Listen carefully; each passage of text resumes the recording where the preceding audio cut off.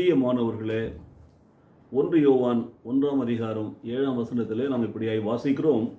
அவர் ஒளியில் இருக்கிறது போல நாமும் ஒளியிலே நடந்தால் ஒருவரோடு ஒருவர் ஐக்கியப்பட்டிருப்போம்.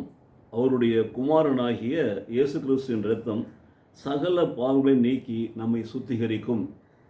இந்த ஒரு வசனத்தை நாம் வாசிக்கிற பொழுது அதிலிருந்து 2 காரியங்களை கற்றுக்கொள்ள முடியும். In order to have relationship with God, fellowship with God, we should be cleansed from all our sins. Number 1. Number 2 பாருங்க, in order to have relationship with our fellow brethren, fellowship with our fellow brethren, we should be able to forgive one another. அதைத்தான் சொல்லப்பட்டிருக்கிறது. இதற்கு ஒரு வழி தான் இருக்கிறது. அவர் ஒளியில் இருக்கிறது போல நாமும் ஒளியிலே நடந்தால். தேவன் ஒளியாகவே இருக்கிறார். தேவன் ஒளியாகவே இருக்கிறார். பாருங்க, உலகத்தை உண்டாக்கின பொழுது முதலாக அவர் ஒளியை தான் உண்டாக்கினார். வெளிச்சம் உண்டாக்கணும்னு சொன்னார். வெளிச்சம் உண்டாவதற்கு முன்பாக பார்த்தீங்கன்னா பூமி ஒழுங்கின்மையும் வெறுமையுமாக இருந்தது. ஆழத்தின் மேல் இருள் சூழ்ந்திருந்தது.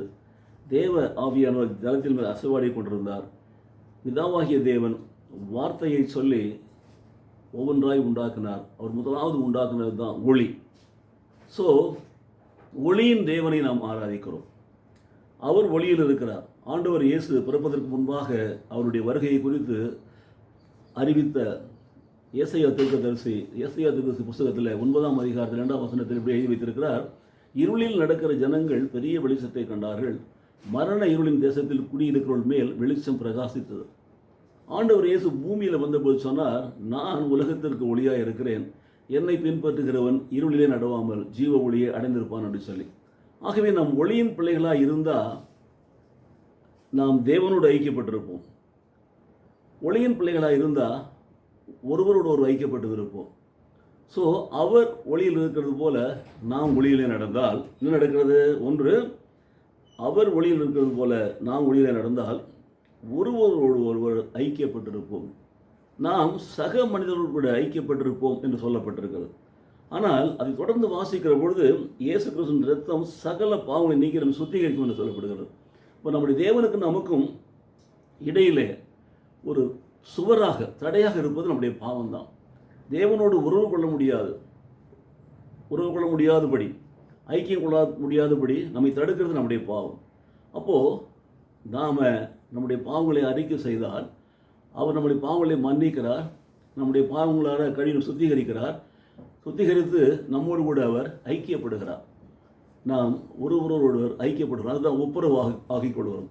தேவனோடு ஒப்புரவாக இருந்தால் நிச்சயமாய் சக மனிதனோடு கூட ஒப்புரவாக இருப்போம். சக மனிதனோடு ஒப்புரவாக இருக்க வேண்டியது தான் தேவனுடைய சுத்தமாக இருக்கிறது பாருங்கள். ஆகவே ஒளியின் பிள்ளைகளாக ஒருவரோடு ஒருவர் ஐக்கியப்பட்டவர்களாக நாம் வாழ நம்மை அர்ப்பணிப்போம். அதற்காக நம்முடைய பாவங்களை அறிக்கை செய்வோம். இயேசு கிறிஸ்து நம்மை கழுவி சுத்திகரிக்கட்டும். அப்படி சுத்திகரிக்கிற பொழுது நாம் தேவனோடு ஐக்கியப்படுவோம், சக மனிதனோடு ஐக்கியப்படுவோம். எல்லாவற்றுக்கும் மேலாக நாம் வாழும் நாளெல்லாம் ஒளியிலே நடப்போம். கர்த்தர் நம்மை ஆசீர்வதிப்பாராக. எங்களை நேசிக்கிற நல்ல பிதாவே, இந்த அன்பின் வார்த்தைகளுக்காக நன்றி செலுத்துகிறோம் சுவாமி. அவர் ஒளியில் இருக்கிறது போல நாமும் ஒளியில் நடந்தால் ஒருவரோடு ஒரு ஐக்கியப்பட்டிருப்போம் என்ற வசனத்தின்படியாய் நாங்கள் தேவனோடு ஐக்கியப்படவும், உலக சக மனிதரோடு ஐக்கியப்படவும்.